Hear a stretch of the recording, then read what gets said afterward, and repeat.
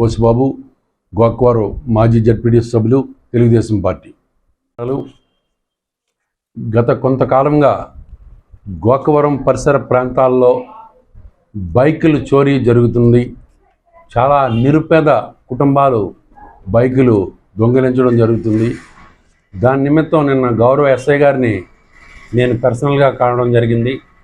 మరి ఎస్ఐ గారు సానుకూలంగా స్పందించి వెంటనే ఒక టీం ఏర్పాటు చేసి ఎవరైతే బైక్ దొంగతనాలు చేశారో వాళ్ళందరినీ కూడా పట్టుకొని కఠిన శిక్ష విధించేలాగా చేస్తానని నాకు హామీ ఇచ్చారు. దానికి గాను నేను ఆయనకు ప్రత్యేక ధన్యవాదాలు తెలుపుకుంటున్నాను. ఎవరికైతే ఇన్సూరెన్స్ ఉండి బైక్ పోయిందో వాళ్ళకి ఎఫ్ఐఆర్ కాపీ కూడా ఇస్తాను. వాళ్ళకి రికవరీ ఛాన్సెస్ ఎక్కువ ఉంటాయని ఆయన చెప్పడం జరిగింది.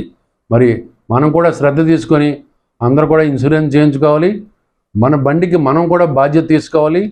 ఏదైతే ఈ చోరీ గురించి నేను మాట్లాడుతున్నానో దీన్ని సోషల్ మీడియాలో పెట్టి వైరల్ చేస్తే మన బళ్ళు డెఫినెట్గా కూడా దొరకడం జరుగుతుందని నేను తెలియజేసుకుంటూ మరి నేను మరొకసారి గౌరవ ఎస్ఐ గారికి మనస్ఫూర్తిగా ధన్యవాదాలు తెలుసుకుంటూ సెలవు తీసుకుంటున్నాను.